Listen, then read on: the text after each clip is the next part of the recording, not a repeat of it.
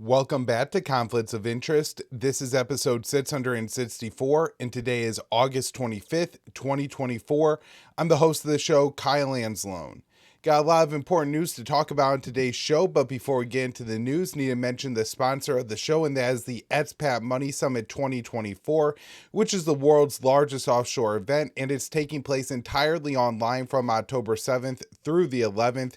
It's hosted by Mikhail Thorup, the host of the Expat Money Show, and a highly sought-after expat consultant with decades of experience. During the summit, you're going to discover the reasons why you would need to be able to preserve your liberty and wealth by moving somewhere else, and you will learn everything you need to know about being able to craft your perfect plan B, which means how to quickly acquire a second passport, diversify your finances offshore, invest in international real estate, and get in-depth insights on geopolitics from world-renowned experts. So the headline speakers include Ron Paul, Tom Woods, Scott Horton, Mark Faber, Doug Casey, and Tom Logano. So to reserve your ticket, head on over to expatmoneysummit.com. Again, that's expatmoneysummit.com, or you could just follow through from the affiliate link in the show notes page. Additionally, if you want a VIP ticket to the conference, you could save $100 by using the promo code Kyle when you check out. Or again, there is a link in the show notes page that will auto fill in that promo code for you. Again, the promo code is Kyle, Kyle. Should be very easy for y'all to remember. And then before I get into the content, just a couple more things. Of course, the show is hosted through the Libertarian Institute and reposted on the blog at antiwar.com, YouTube, Rumble, or Odysee for the video version of the show. It's up anywhere you could listen to audio podcasts, and you could, of course, follow me on Twitter at KyleAnzalone_. All right, everyone, let's get into the news today. The first article up here I wrote for the Libertarian Institute on August 25th. Israel forces 2.3 million Palestinians to live in just 11% of Gaza. So over the past 10 months, Israel has limited the area Palestinians in Gaza can live to just 11% of the 139 square miles narrow strip of land along the Mediterranean Sea.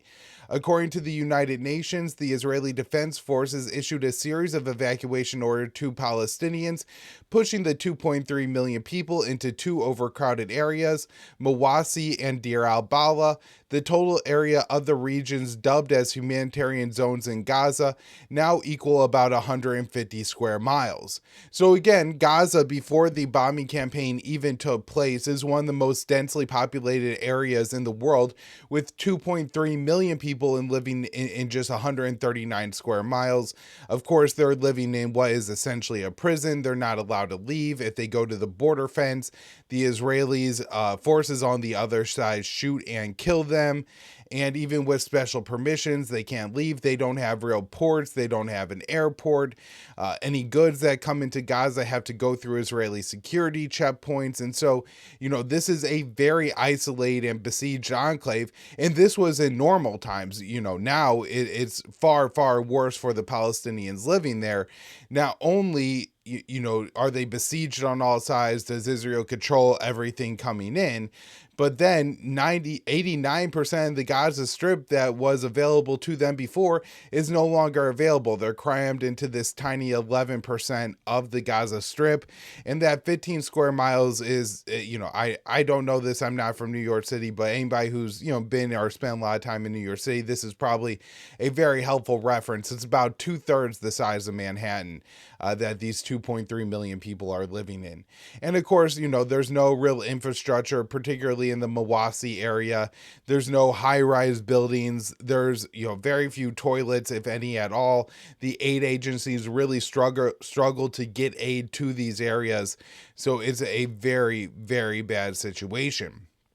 So throughout the conflict, Israel has defined a shrinking area of Gaza as safe zones or humanitarian zones where Palestinians can live without fear of conflict. However, the IDF has bombed multiple safe zones.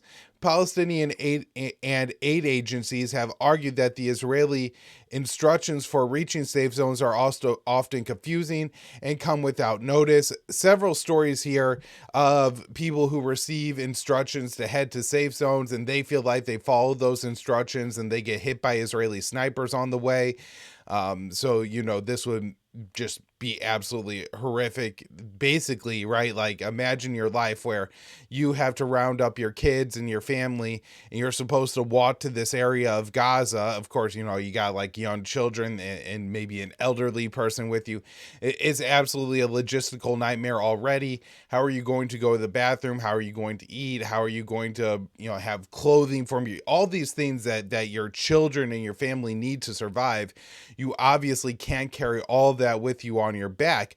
But on top of that, once you leave your house, it's not even clear that if you do what Israel tells you to do, you're going to be able to safely get to another area of Gaza. A lot of people are killed either along the way by snipers, deprivation along the way, or once they get to the humanitarian zone, Israel bombs them.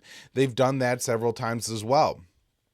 Palestinians and aid agencies have also argued that So on Sunday, Israel ordered the evacuations of 11 neighborhoods in Gaza.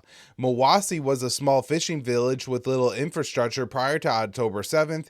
Israel has forced many displaced Palestinians in southern Gaza to the region, which has turned into a massive tent city. Humanitarian agencies have complained that Israel's safe zones lack infrastructure and access to aid. Since October 7th, nearly the entire population of the Gaza Strip has been forced from their homes, either fleeing Israeli bombs or IDF evacuation orders.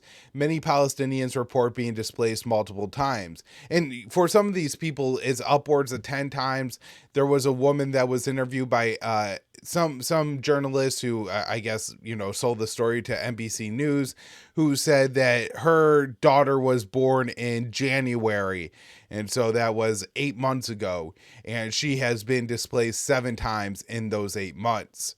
So throughout the conflict, the IDF has destroyed vast swaths of the Strip. Additionally, Egypt has formed corridors that bisect the Strip and prevent the movement of Palestinians. The IDF is building bases in Gaza, suggesting Tel Aviv is plotting a longer-term occupation.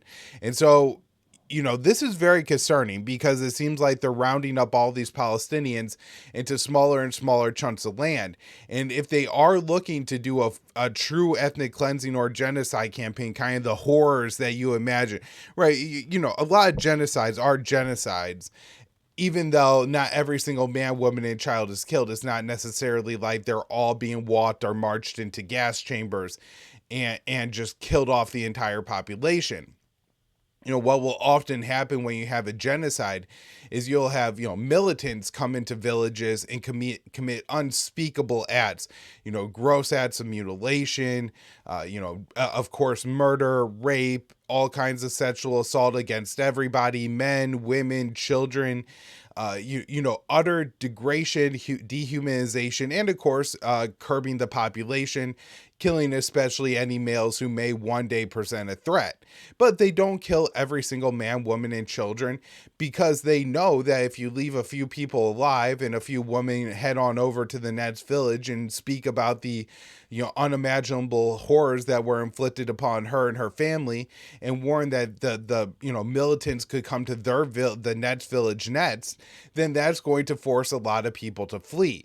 And of course, if you have an entire group of people that their ethnic identity is based on the land that they live in and being able to maintain that culture, and again, that ethnic group requires in some part for them to continue to live on that land, then of course forcing them off in the long term is going to cause essentially a genocide of that group. In one sense, if you force people into displaced people camps, if you look at what happened to, say, the Rohingya in Myanmar, they're still living in absolute abject squalor and horrific conditions in Bangladeshi refugee camps, still people drowning to death, dying of preventable diseases in those places. And so moving people into a neighboring country's refugee camp is just a longer way, a longer, slower way of killing off that population. And so if Israel is rounding all the Gazans up into a couple very densely chunks of land, then I mean, we could see the absolutely worst situation, which is just a mass killing by the Israeli military of every man, woman, and child, although I'm not sure how likely that is. But I think the bigger concern would be is that Israel rounds all these people up into 5 or less percent of the Gaza Strip, and then essentially through force marching at the barrel of a gun, but maybe through a little bit of financial incentives as well, they get all the Palestinians to head out of Gaza and into another area of the world. I think the Egyptian Sinai would be the most convenient, although I think that presents other problems for the Israelis. If the Palestinians are right on the other side of Gaza, well, then they could see where their home was, and they will, have a reasonable desire to always continue to return. Israel has talked about shifting them off to areas of Africa, Rwanda, Chad, the Democratic Republic of the Congo. And so sending the Palestinians to those areas would really remove them from their homeland, and I think create the conditions where essentially they would, lose their ethnic identity in a few generations living in these refugee camps, far displaced, not only from the Middle East, but from their homeland. So this is a real risk of a real ethnic cleansing campaign about to happen here. All right, next up, Israel and Hezbollah exchange heavy round of fire across border. So this from Dave DeCamp, August 25th, antiwar.com. Dave writes, early Sunday, Israel announced it was launching preemptive strikes against Hezbollah in Lebanon and carried out what appeared to be the largest bombing of southern Lebanon since the start of Israel's genocidal campaign in Gaza. The Israeli military said 100 fighter jets launched strikes against 40 targets and claimed that it destroyed missile launchers that were aimed at north and central Gaza, although Hezbollah denied the claim and said most of the strikes hit empty areas. Shortly after Israel launched its attack, Hezbollah announced it was starting its retaliation for the assassination of Faroud Shakar, a Hezbollah commander who was killed by Israel in an airstrike on Beirut on July 30th. Hezbollah said it launched dozens of drones and more than 230 Kachkaka rockets into Israel. The Israeli military said it thwarted the Hezbollah attack, but Hezbollah Secretary General Hassan Nasrallah claimed that the operation was a success and hit the intended Israeli military targets. While the exchange of fire was one of the heaviest of the conflict, the reported casualties are relatively low. According to CBS News, Lebanese officials said Israeli strikes killed 3 people in Lebanon, an Israeli soldier abroad, an Israeli soldier aboard a naval vessel was killed, and 2 others were hurt during the Hezbollah rocket and drone barrage. The Israeli military believes they were hit by shrapnel from Israel's Iron Dome missile defense system. Nasrallah said the main targets of Hezbollah attack was the Unit 820 or 8200 intelligence base in northern Tel Aviv and air defenses in central Israel. He accused Israel about lying about intercepting the attack, saying that a significant number of drones hit their intended targets, but the enemy is keeping all relevant details concealed, but the days and nights will reveal the truth about what happened there. According to Al Mayadeen, Nasrallah said Hezbollah would monitor the aftermath of the attacks on Israel, and if they were deemed satisfactory, would be sufficient as a response to the killing of Shakir. If not, Hezbollah reserves the right to launch another major attack for the assassination. The Israeli Prime Minister Benjamin Netanyahu also claimed success, but said the strikes on Lebanon were not the end of the story. He said the Israeli military destroyed thousands of short-range rockets, all of which were aimed at harming our civilians and our forces in Galilee. Israeli sources told Axios that Israel informed the U.S. ahead of the strikes on Lebanon. A senior Israeli official said, Israel is acting alone against Hezbollah, but in full coordination with the U.S. The update the Biden administration received was not in the 90th minute. So they're saying they informed the U.S. well ahead of time. While the Israeli official said Israel was acting alone, the U.S. has deployed more military assets to the region for the purpose of defending Israel if things escalate to a larger conflict. The U.S. is also vowing to help protect Israel from any Iranian reprisal attacks for the Israeli killing of the Hamas political chief in Tehran. So, next up here, U.S. helped Israel track Hezbollah rockets and drones.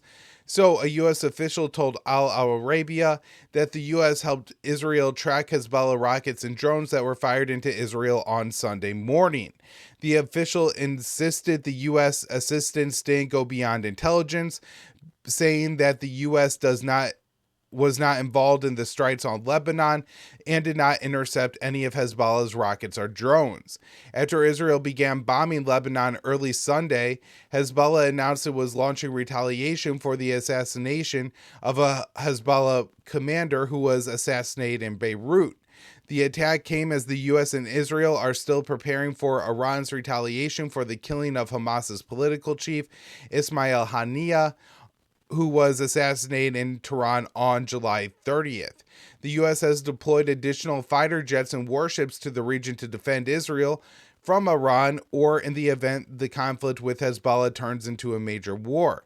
As part of the effort, Chairman of the Joint Chiefs of Staff, General Charles Q. Brown, made a surprise visit to the Middle East. Arriving in Jordan on Saturday, Brown told reporters they had planned to discuss with regional officials the things we could do to deter any type of broader escalation and to assure we're all taking the appropriate steps to avoid broader conflict. While the U.S. claims it is seeking to ease tensions by continuing to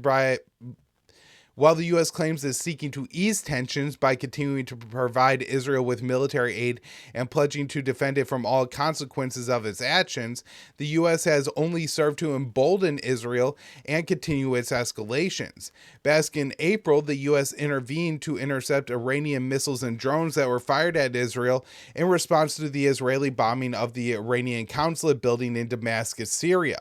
The Pentagon has vowed it is willing to do the same thing in the event of another Iranian attack on Israel.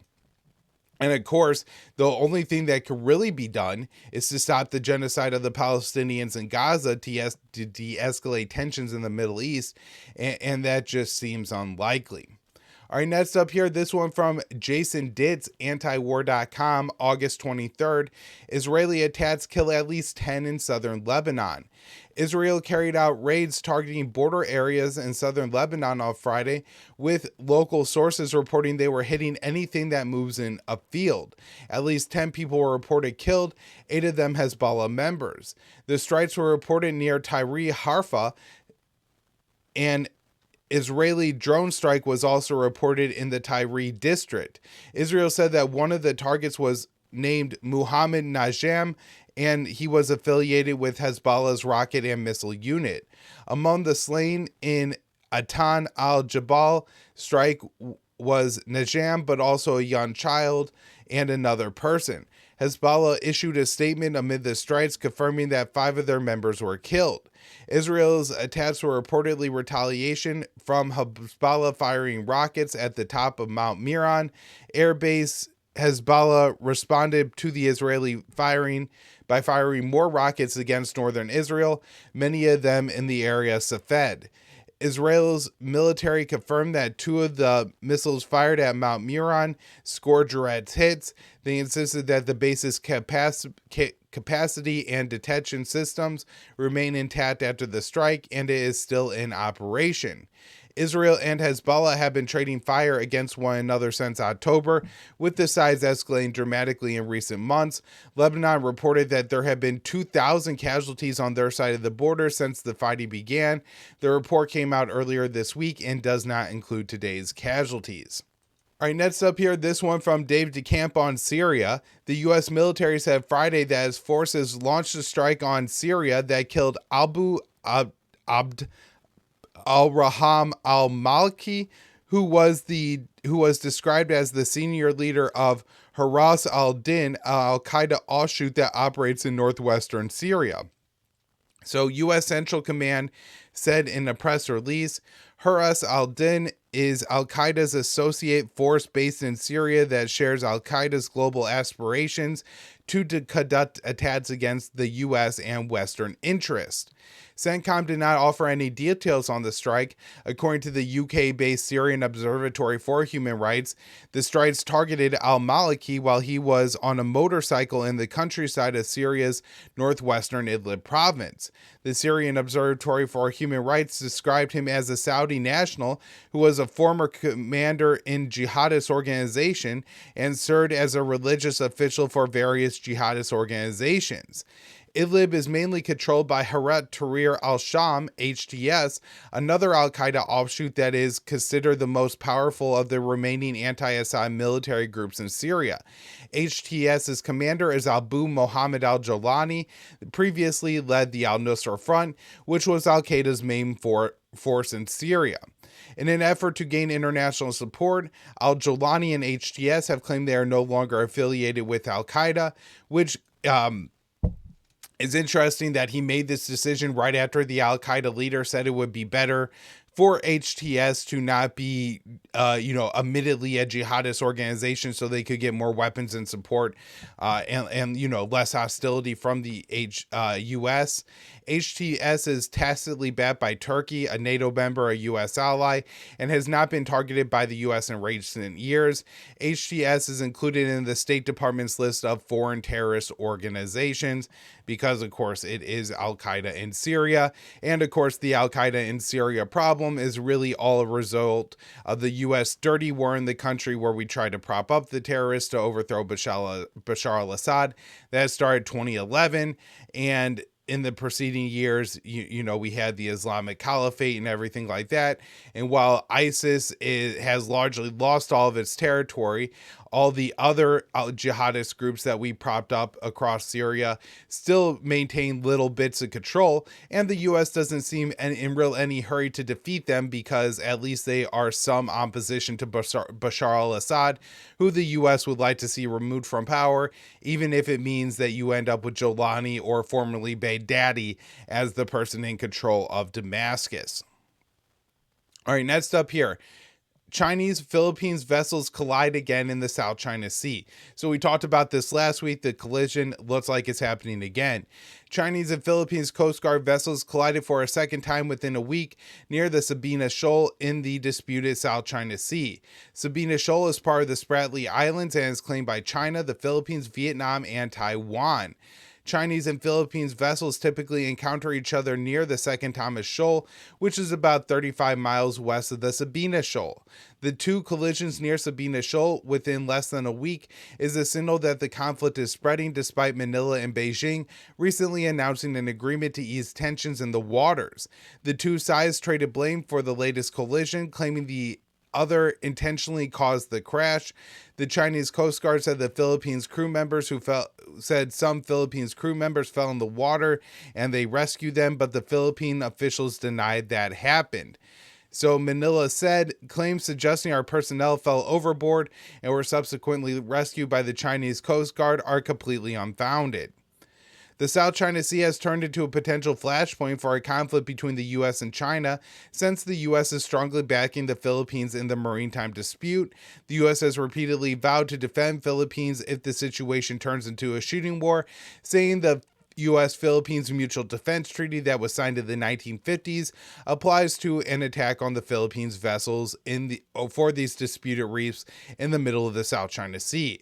National Security Advisor Jake Sullivan reiterated that pledge last week after last week's incident where a Chinese and a Philippines Coast Guard vessels collided. The White House said in a readout of the call, Mr. Sullivan reiterated the ironclad U.S. commitment to the Philippines Mutual Defense Treaty, which extends to armed attacks on Philippines armed forces, public vessels, or aircraft, including those of its Coast Guard, anywhere in the South China Sea. And of course, looking at a map of the overlapping claims, in the South China Sea, it's pretty easy to see that, yeah, China has some pretty ambitious territorial claims here, but so does Taiwan and the Philippines. And even if China wasn't involved, the Philippines and Vietnam and Malaysia would have their own overlapping claims to deal with. And so the situation here isn't as simple as the U.S. just needs to take the side against China. What the U.S. needs to do is get not involved in this issue so the individual sides could work it out. It's worth knowing that just a few weeks ago, Beijing and Manila signed an agreement that was meant to ease tensions around the second Thomas Shoal. And immediately after, the U.S. pledges $500 million in military support for the Philippines and tells them if there's any conflict that we have their back. So it seems like the U.S. is really pushing this escalation. All right, a couple stories here dealing with Russia before we wrap up for the day. Russian ambassador expects U.S. will lift restrictions on Ukraine's use of weapons. So Russia's ambassador to the U.S. has said he expects the Biden administration to soon lift restrictions on Ukraine's use of U.S.-provided weapons to support long-range strikes on Russian territory. So the ambassador said on Friday, the current administration behaves like a person who extends one hand and holds a dagger behind their back with the other. They are essentially laying ground for a decision to simply remove all the existing restrictions at this point without much thought. So in May, President Biden gave Ukraine the green light to use U.S.-provided weapons in attacks on border regions in the Russian mainland. A few months later, on August 6th, Ukraine launched a ground invasion of Russia's Kursk Oblast. Ukraine is using U.S.-provided bombs and missiles in its assault on Kursk, but the U.S. says it won't allow long-range strikes outside the border areas. Ukrainian officials are now pushing hard to have all restrictions lifted. U.S. officials told Politico that the White House was still not ready to support long-range strikes inside Russia, but the U.S. is growing, but there is growing support in Congress for all the restrictions to be lifted, and Ukrainian officials say they have reasons to think there may be change soon. So a senior Ukrainian advisor told Politico, there's some indication now that Biden might want to do something big on Ukraine, maybe lifting some restrictions before the election. Now that he's not running, there's no guarantee, but we're hearing that he's thinking about it. The U.S. support the use of U.S. weapons inside Russia marks a significant escalation in the proxy war and is a step to support long-range strikes that would take things to another level and risk a serious response from Moscow. The Russian ambassador said Russian President Vladimir Putin will punish those responsible for attacking Russia. I tell you sincerely that the president has made a decision. I am convinced that everyone will be severely punished for what is happening in the Kursk region. So we could, I'm guessing we're going to talk about this later in the week and that this is going to be a big concern. All right, the last story up here today. France arrests CEO of Telegram over allegations related to content moderation. So French authorities have arrested Pavel Durand, the CEO of messaging app Telegram, over allegations the platform is not doing enough to moderate its content. The arrest, which has chilling implications for free speech in Europe, occurred Saturday night when he entered France on a jet that left Azerbaijan. He was born in Russia but left in 2014 and now has citizenship in France and the UAE, where Telegram is based. According to reports, France is accusing the CEO of not doing enough to curb criminal activity on the app. So Telegram said in a statement, it's absurd to claim the platform or its owner are responsible for abuse of the platform. Telegram also said that it is abetted by EU law. Telegram abides by EU law, including Digital Services Act. Its moderation is within industry standards and consistently improving, the statement said. So on Sunday, French judicial authorities extended the Durand's detention. According to AFP, the initial period of detention for questioning can last up to 96 hours. After that, the judge can decide to free him or pursue charges and keep him behind bars. Telegram has over 900 million users worldwide and is widely used in Russia and Ukraine, where it is relied on as a source of information on the war. Durand said told a former Fox News host, Tucker Carlson, in an interview that aired earlier this year, he left Russia after the Russian government asked for personal information about users of VK, a social media site similar to Facebook that he founded in 2006. The Telegram CEO said he was given the choice to hand over information when he was asked, or to sell the company and leave Russia, and he chose the latter. He also said in an interview that he faced pressure from the FBI during his visits to the U.S. He said one of his engineers was approached by the U.S. government officials who wanted to hire him as part of an effort to give the U.S. a backdoor into Telegram and to access user data, similar how U.S. intelligence agencies have had access to American tech platforms. All right, everybody, that's going to wrap up the show for today. Just another reminder that me and my wife are expecting our first child sometime in the next couple of weeks here.